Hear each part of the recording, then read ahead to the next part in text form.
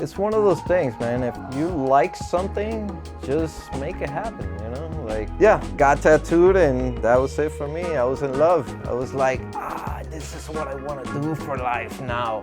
Back in those days, I wasn't thinking about my future, you know? I was just thinking about I just want to do something cool, you know? And throughout the years, that ended up being like the most prime location to be in Puerto Rico as far as the business goes.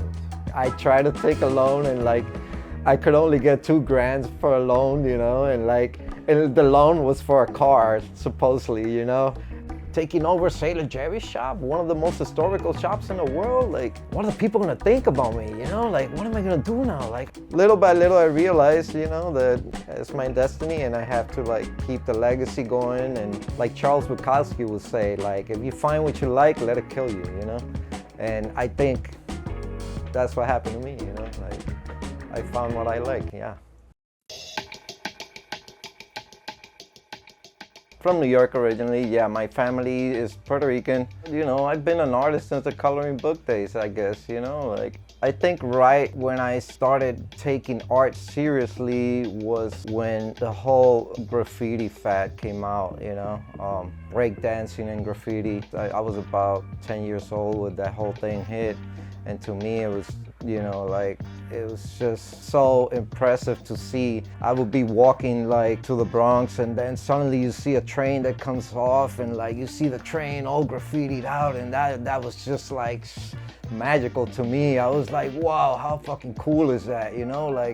I want to do that. I want to learn how to do that, you know? And one day, me and my buddies decided to go, you know, sneak in at night at school and just graffiti this wall in the school. And so as we started doing it, suddenly we hear security coming, and we just started running. And luckily we didn't get caught, but we got chased by the police and everything. And then after that, I was like, I don't know if I want to have to deal with this while doing art, you know? I think it's a little too stressful for me. And you know, to me, art has always been my way out of problems, you know? In those days, the crime was really high. My mother had gotten mugged quite a few times, and she got mugged with me and my younger brother as babies, you know? I mean, this is how it was. It would, there was no mercy for anybody, you know? By then, my mom was not having it anymore. She was done with it, you know? My dad used to work in New York Times, and he got an early retirement. And so then we just decided to move to Puerto Rico. My brother comes home from New York, my older brother. He still lived in New York. He comes to Puerto Rico for vacation, and I walk into him in the bathroom putting ointment on a tattoo. And I was like, whoa, what is that? And he's like, shh, don't tell mom and dad, all right? So I get in the bathroom and it's holy fuck, that's so badass. And it was an eagle ascending on flames, and it was so badass, man. Ever since I saw that, I just had to have that. How do I get a tattoo? He was like, no, you're too young, you gotta wait till you're 18, you know? So I was counting the days, dude, until I turned 18.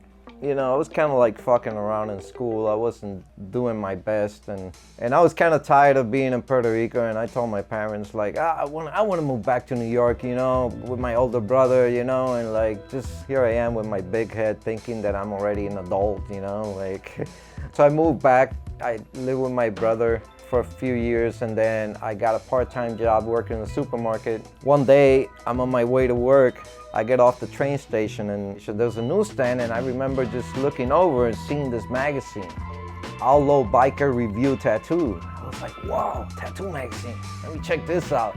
And I see an ad that said, tattoos made by appointment in New York City. And at that time, tattooing was illegal in New York. So there was no tattoo shops in the city. But there were a lot of tattooers tattooing out of their private studios. And I was still 17 at the time. And I was like, bummer, fuck, I gotta wait another year, but I'm gonna hold on to this, you know? One day I'm in 42nd Street, and I see a sign that said, IDs made at the moment, $21. And I was like, whoa, what is this? Let me go in and see what this is about. And so I go in, and the guy asked me hello sir, you wanna make an ID? I'm like, yes. All right, here, fill this paperwork out and stand over here to get your picture. And I was like, Oh, really? That easy? Okay, cool. So I wrote down, that I was a year older and got myself an ID, called in the next day, made an appointment to get my tattoo, and yeah, then went and got my tattoo. I ended up getting a tribal tattoo. It was done by the very popular artist Jonathan Shaw. He was the guy that tattooed a bunch of those guys in the scene, like Iggy Pop and Johnny Thunders and all those guys. At the moment, I had no idea, but I was just wanting to get my first tattoo, And so I go in, he's like, well, you know what you want to get? Like, not really. Can you get any stuff to look at? He's like, well, yeah, there's pictures here and, there's all kinds of designs. You got 5 minutes. I was like, oh, fuck, okay. So here I am peeking through stuff. I remember seeing like this really cool chess piece. And man, I was like, how about something like this? He's like, oh yeah, you got $2,000 for that? Like, no. He's like, how much you got? Like, I got $200. He's like, well, hurry up. I ain't got all day for this. And so I'm like, I pointed out to a tribal. He's like, all right, sit down. Yeah, I got it. I got it down right here. Oh yeah, that was my first one, yeah. Yeah, got tattooed and that was it for me. I was in love. I was like, this is what I want to do for life now. Now I know what I want to do. Now I got to figure out how am I going to make this happen, Back in those days, I wasn't thinking about my future, I was just thinking about I just want to do something cool, I would bring my friends over to my room, and then I would just tattoo them there, and it was hard to get a proper apprenticeship in those days because like I said, it was illegal in New York. So what I would do is I would just go get tattooed by the pros, and while I'm getting tattooed, respectfully, I would just ask certain questions, and then I would go back and get tattooed again by this guy, and then just so that I can have the excuse to ask more questions, By the third tattoo I get from this person, I would just bring photos of my work and show him and then ask him more questions. And that's how I got my apprenticeship going, really, It's just, that was the only way. Otherwise, how else am I gonna learn, you know what I mean? There is no Google, there's no YouTube where I can just look this up. There's no encyclopedia that explains how to tattoo, So I figured, okay, so then the best way is go get tattooed, I ended up leaving the job, the supermarket job, the part-time I had. I was kind of trying to just stay full-time in tattooing, but it was hard because, I needed a secure income to be able to pay my bills and, have a place to live, And so, yeah, sometimes I would get on the train, go 2 hours away to New Jersey and go tattoo somebody for $50, A few years later, then luckily I landed with a job in a hotel. That job kind of set me up straight. I was making really good money. I just did 9 to 5 hours, 5 days a week, which allowed me to tattoo on the side also. Some friend of mine asked me to move in with them. They had a big loft apartment and they needed a roommate. So I ended up moving with them, and there was enough space in that loft where I was even able to build a little tattoo studio in there. So that was literally my first tattoo studio. Tattooing was starting to get so good that I was slacking off a lot. I ended up getting fired from that job. But because they fired me, I was able to collect unemployment. And so I figured I went to visit this girl in Puerto Rico. Life was pretty good, so I was like, you know what, I think I'm gonna move back to Puerto Rico. So then I was just wandering around this other area in Puerto Rico, which is it was more of a touristy area. And I see a sign, a place that was up for rent. I thought it was a perfect location. And I was like, let me just call and see how much they want for this place. It was a good deal, for the time. And I was like, well, you know what, I think I'm gonna go for it. The hell with it, so. And throughout the years, that ended up being the most prime location to be in Puerto Rico as far as the business goes. I tried to take a loan and I could only get $2,000 for a loan, and the loan was for a car, supposedly, and that was the only way I was able to do it. And yeah, but I went through hell for that one, yeah. But, I made it happen, I stuck around. I lived in the same location also. I started getting to know the people that worked around the neighborhood. There was one guy that was working at a convenience store, but they sold sandwiches, and he would ask me like, what do you want to eat today? You know, I'll just take like some bread and cheese and some mayo. And he's like, is that it? Like, yeah, that's, you know. And I was just being modest because I didn't have the money. I was just broke. I put everything into my shop, and whatever little tattoos I was doing, it was still going into the shop. So I was like really stretching the dollar, you know? And so he kind of picked up on that because he saw I came in that one day and like I just dropped all this change, you know? And after that, he would just ask what I wanted and he would just like load up my sandwich like super heavy. He would be like, oh yeah, just give me 50 cents. I was like, is that it? It's like, yeah. Oh, do you want anything to drink also? Yeah, I'll take a Sprite. All right, just give me $1. I was like, oh, thank you. I would just look the other way and just be like, oh man, this is so awesome, dude. Like, we started to become friends and I started tattooing him, and then he brought his whole family to get tattooed, and then like he started bringing me friends, and then more people from the neighborhood started getting to know me, and I kind of picked up myself up again from that point, yeah. So the whole thing about Hawaii came about, I came to visit an apprentice I had in my first shop in Old San Juan. His name was Chris Sawyer, which he works here nowadays. He works at 808 Tattoo. So I came to visit him.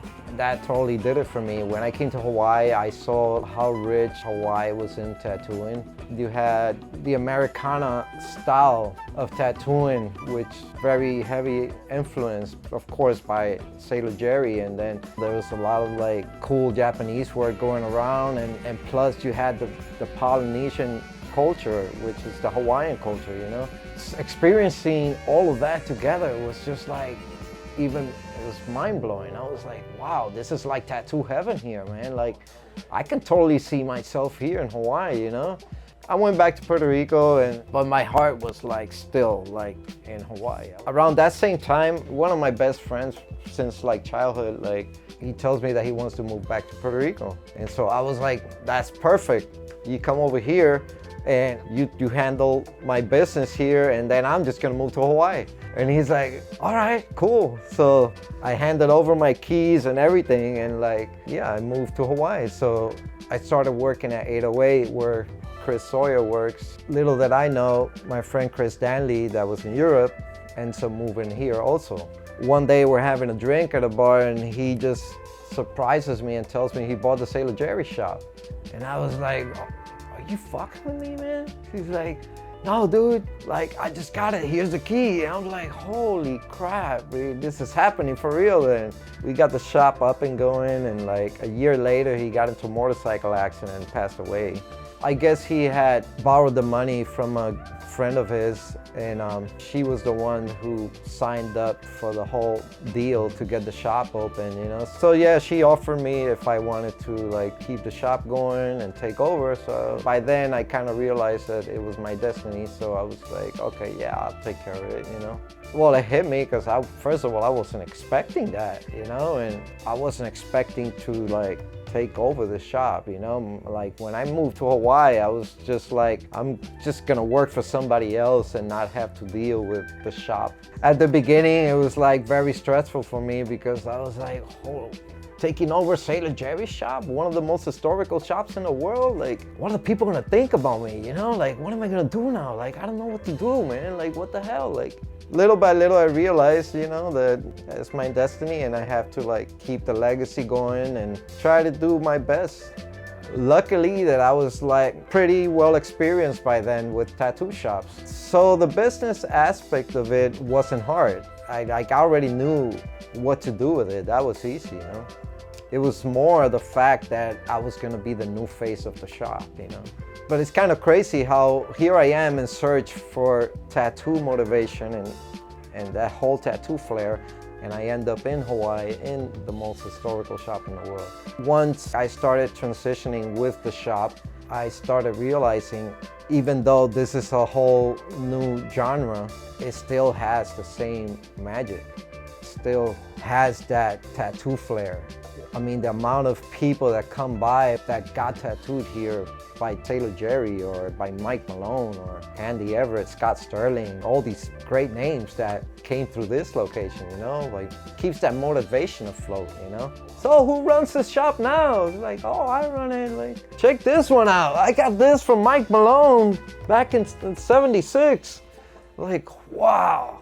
How cool is it to just see this old work and like to listen to their stories also, you know, and their experience. You know, every time I need to reference or I always want to learn something, I always kind of refer myself to it, you know, and like, because back when I was starting, that was like one of the big names, you know, like Taylor Jerry, man, this guy does amazing stuff and like his colors are like amazing and like, you know, yeah. And I think it's also one of the reasons why I got into Japanese also, because, you know, he was doing all this Asian work. So he had a lot of knowledge on that. You know, when you come to find out that Ed Hardy learned from him too, then you start like discovering Ed Hardy stuff too, and you're like, oh my God, this stuff is just amazing, man. It's like, once I started getting into the Japanese thing, I started digging into it more and more, and I found that, you know, Kuniyoshi was one of the main artists that a lot of Japanese would reference from, you know, like all these big body works that you see on magazine stuff is like a lot of it was because of him, you know, it was because of the art that he was creating at his time, you know. A lot of those little like reversible masks you see and all this stuff is actually from him, you know. And a lot of like my bodysuit works, like half sleeves, and you know, I still reference his stuff a lot, you know. Like, it's one of those things, man. If you like something, just make it happen, you know. Like, don't let anything stand in the way of it, you know. Like, and even if something stands in the way, then just, you know, take care of it at the moment, but keep going in the direction you know, don't lose your focus on it, you know. Like Charles Bukowski would say, like, if you find what you like, let it kill you, you know. And I think that's what happened to me, you know. Like, I found what I liked, yeah.